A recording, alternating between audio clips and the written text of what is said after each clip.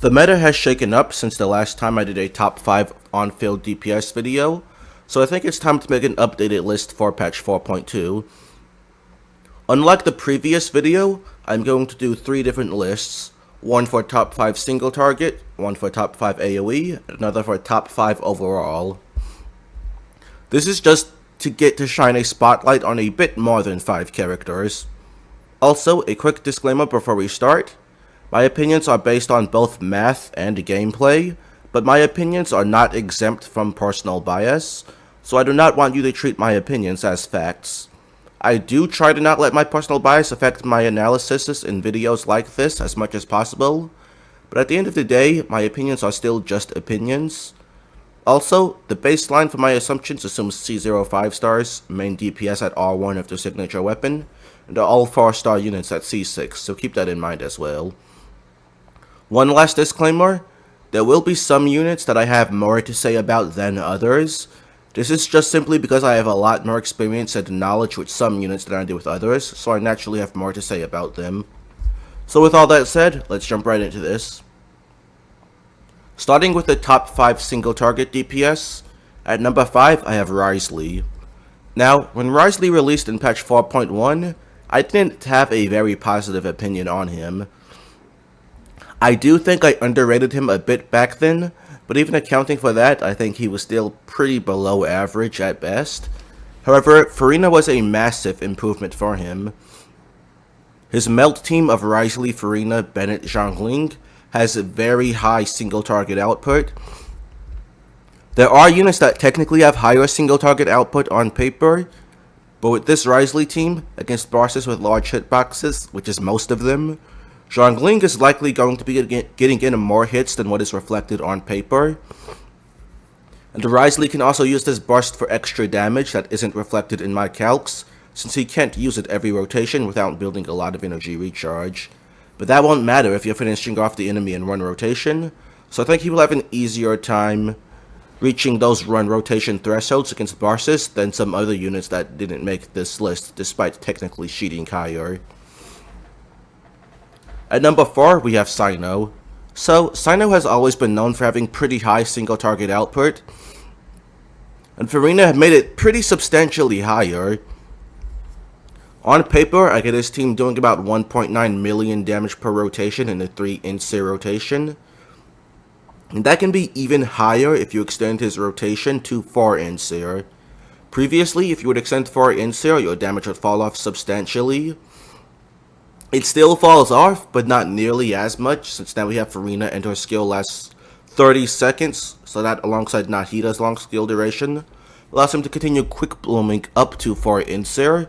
This makes it much easier to reach those damage thresholds to 1 rotate bosses. And he has a lot easier time doing this than most other DPS units. Now at number 3 I have Neuvillette. We all know Neuvillette is an incredibly powerful DPS unit, and Furina has made him even stronger. If we take a look at the math for a team like Neuvillette, Furina, Kazuha, and a good healer like Charlotte, the damage per rotation is already reaching about 2 million. That's already enough to run rotate most bosses, and because Neuvillette's rotations are relatively flexible, you can rotate smart to fit in a 4th charge attack to finish off those bosses that wouldn't get one rotated. Also, he can easily use a strong shielder like Zhongli in his teams while still dealing high enough damage, which is really nice when facing aggressive bosses like Coppelia.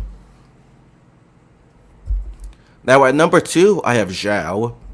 Seeing Xiao this high on a single target list may be a surprise, considering he is more so known as an AoE DPS. However, in my opinion, he actually excels more in single target thanks to collision plunges. If you don't know what a collision plunge is, basically it is an extra instance of plunge damage that you get if your character makes direct contact with the enemy's hitbox when coming down on the plunge. This is notated as plunge damage on the talent screen. For Xiao, this is an extra 161.76% attack scaling. Against many bosses, Xiao can get this extra damage on most if not all of his plunges, which massively improves his output in single target. And of course, Furina has also improved his team damage output a lot. Zhao never really had a good 4th unit to buff his damage due to the way his damage is distributed. He also didn't have particularly great sub DPS options for the same reason. But Furina is both a good sub DPS and buffer for him at the same time, so that was bound to be a very good damage increase for him, even improving his vertical scaling, which was something he didn't have many ways to improve on before.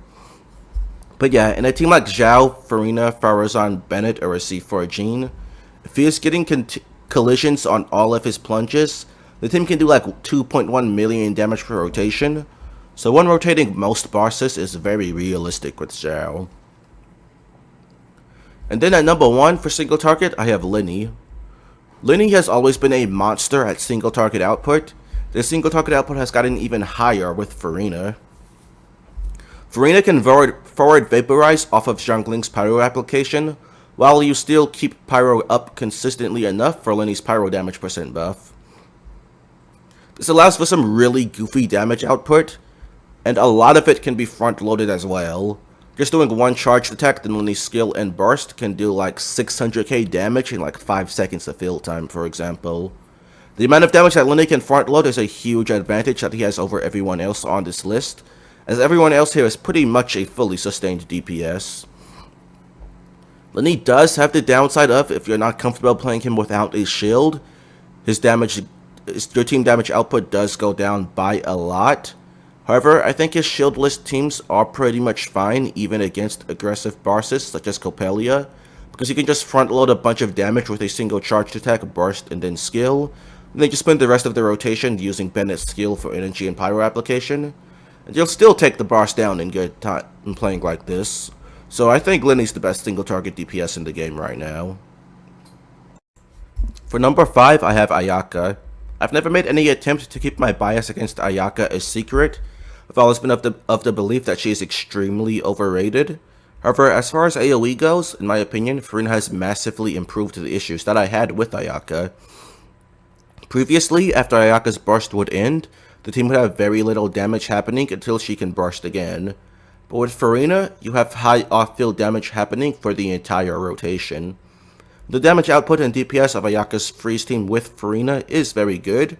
Based on my math, it's about a 10% higher than using Kokomi and Shenhe, so that, alongside the much better damage distribution, is a monumental improvement, in my opinion. Then at number 4, I have Child. So Child didn't improve from Furina at all. His best team is still International, but International is still as good as it has always been. You have grouping from Kazuha and excellent AoE from both Child and Zhongling to take advantage of that grouping. But yeah, I don't really have much more to say on Child. Child is Child. His team is very old and we already know everything about it. Then at number 3, I have Alhaitham. So Alhaitham has really nice damage output and he has good AoE on his attacks. He also has extremely flexible rotations, which lets him adapt to different multi-wave AoE situations very well. On top of that, he uses Nahida and she does good off-field damage, which hits every enemy. If you're using Furina, she has some good AoE damage as well.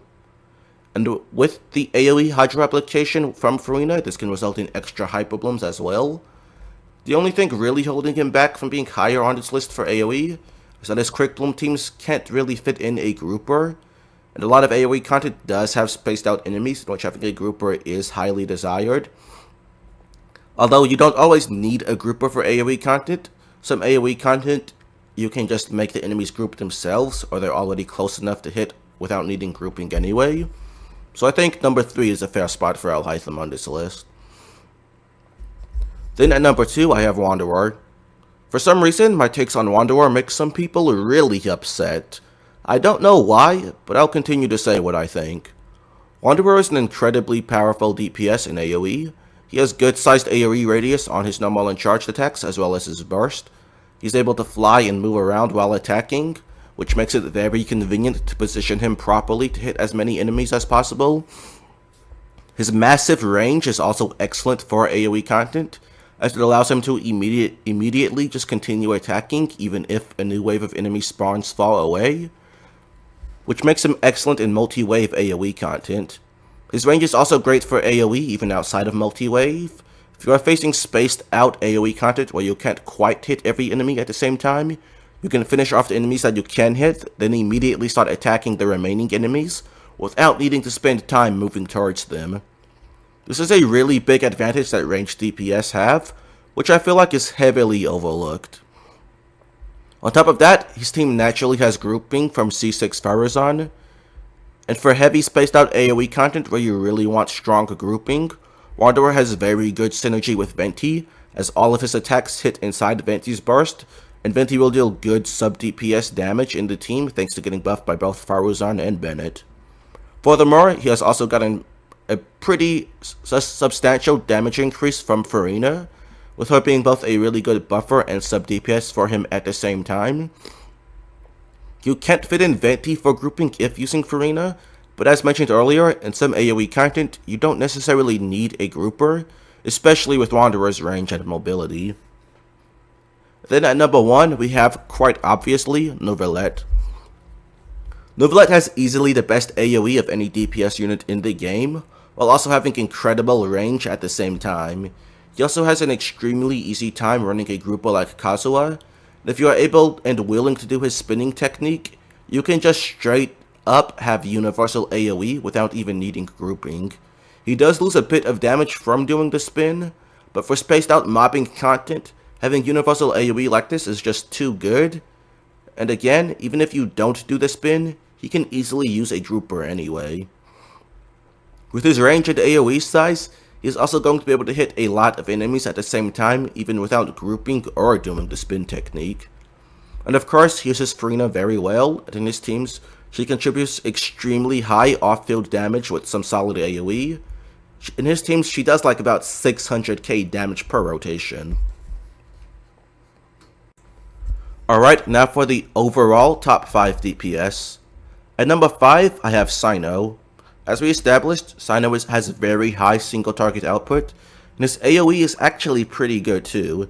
He has good AoE on his normal attacks and skills, and he uses both Furina and Nahida, who also deal good AoE damage alongside him. His main issue is multi-wave, but thanks to Baizu, his multi-wave issues are nowhere near as bad as they are made out to be. On top of this, he does everything that he does with very nice comfort, because of Baizu's massive healing and micro shielding for damage reduction and interruption resistance. For his combination of great single target, good AoE, and excellent comfort, I think number 5 is a fair spot for Cyno. And then at number 4, I have Linny. As we know, Linny is an absolute monster in single target, but don't make the mistake of thinking that he's a slouch in AoE. His charged attacks are very single target, but his burst and skill have good AoE and do a ton of damage. Zhongling also does great off-field damage in his teams, and Linny can use Kazuha or Venti for grouping if need be. The only thing keeping him from being higher on this list is how much damage you lose if you pair him with a shielder for comfort, but he is still really strong even if you do play him with a shield. At number 3 we have Alhaitham. We've already established why Alhaitham's AoE and multi-wave is really good, but his single target is also excellent as well, and his rotational flexibility can allow him to do really long rotations, long enough for him to run rotate Barsis in like a 30-second rotation or so, so he has a pretty easy time reaching those damage thresholds in single target as well, so overall he's just really good for both AoE, multi-wave, and single target, so I think number 3 is a fair spot for him. And then at number 2 I have Wanderer. Once again, we've already established how good Wanderer is in AoE and multi-wave, but he is also pretty good in single target.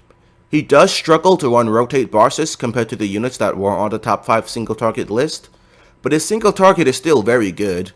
Even if he doesn't quite run rotate a Bars, he still beats them in a very good time, because rotations are considerably shorter than that of most other DPS. So defeating something in say 1.5 rotations can end up being similar or not that far behind one rotating with other units. Also, a common criticism about Wanderer is that because he has ranged poise, he is very hard to play without a shield. But with Wanderer, he is still excellent even if you do play him with a shield, because he gets really good offensive benefits from his shielders. His best one, that being Layla, allows him to get his Cryo A1 while still getting Pyro from Bennett. And she also has some okay buffing from her C4, and she can even allow Bennett to buff further with Freedom Storm if you have it.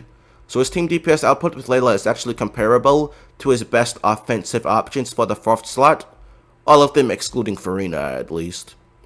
allowing him to be very strong while being extremely comfortable thanks to Layla's super thick shield. So for these reasons combined, I think he's the second best DPS in the game. And for number 1, we obviously have Neuvillette. Once again, I don't think I need to explain how comically broken Neuvillette is. He's an absolute powerhouse in all 3 of single target, AoE, and multi-wave. Basically all of the benefits I listed that Wanderer has, Neuvillette also has them, but better. Yeah, I don't really have anything else to say on him. I'm not really sure what Hoya was smoking when they released this character. They must have really wanted this power level in-game to match his allure, and if so, they damn sure succeeded. But yeah, that's about all I have to say for today. If you liked today's video, please be sure to give a like and subscribe, and also leave a comment letting me know your thoughts. Thanks. Bye.